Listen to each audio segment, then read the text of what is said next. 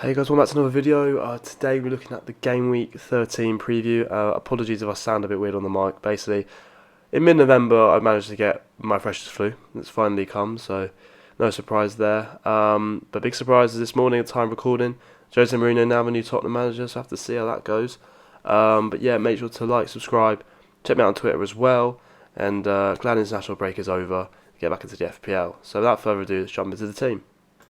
So we start with the clash of Burnley and Watford. Two sides that defensively have been relatively good in recent weeks. I think Watford have got 3 clean sheets in the last 5, but Burnley haven't registered a clean sheet on the road. But Watford aren't the highest scoring team in terms of goals, so I'm expecting this might be a 0-0. So I could really reap the rewards of having Pope and Yanmat.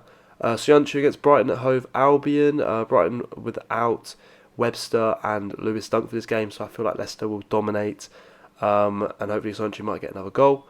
Lundstrom with United at home. United haven't kept a clean sheet on the road, so I expect Sheffield to give them a hard game, and Lundstrom hopefully will get on the score sheet. And then to the midfield, De Bruyne, Chelsea at home. He still looks like City's most essential asset in terms of creating chances. Very unlucky to not get some points against Liverpool last time out. Mane, Palace away. Mane, I think, is better on the road, so hopefully might get some points there. Newman Maddison, as I talked about in the review, is coming in for Mason Mount. Brighton Hove Albion away again. Like Soyuncu, should be a good fixture. Had an injury scare in the international break, but he's back to full fitness now. Sterling, I think that if he doesn't perform, or at least doesn't look like he's performing well, and doesn't say he doesn't return any points, then he could definitely be going out of the team. I've been eyeing up a potential -8 for next week. We've been involved seeing Sterling go out and potential formation change back to a 3-4-3. McGinn with Newcastle at home. On paper, this is a good fixture. Newcastle without themselves now, and McGinn did get on the score sheet for Scotland during the international break.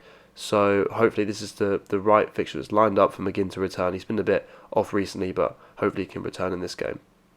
And we come to our beautiful strike force of Abraham and Vardy. I feel like the City-Chelsea game is going to be an open one because both sides defensively aren't solid. City need to bounce back, and Chelsea will definitely want to win. So I think it will be at least something like 4 goals in the game. So hopefully Abraham will get amongst that. Jamie Vardy, of course, that beautiful man. He keeps delivering, doing well for us. So he, of course, stays in the team. The bench looking quite light at the moment because of a couple of doubts. Ward, don't know the extent of his injury, and same with Connolly, but I feel like Connolly will probably be back. But yeah, it's a shame, but I think the starting 11 should be able to cover for this game week. The captaincy belongs to Vardy this week. Brighton, I think they conceded a ridiculous amount of shots to United last game week, so this feels like a no-brainer. I think they conceded 11 big chances in the past 5 game weeks, so it looks like Leicester and Vardy should be getting some points there. Mane vice-captain, just in case, but it's a good captain option anyway, and I would highly recommend if you didn't have Vardy, but I think Vardy's the main guy captain, so hope that you like the video. Subscribe and check out Twitter, and I'll post the final team before the deadline. Hopefully this flu will go by the next video, so I hope you enjoyed, and I'll catch you in the next one.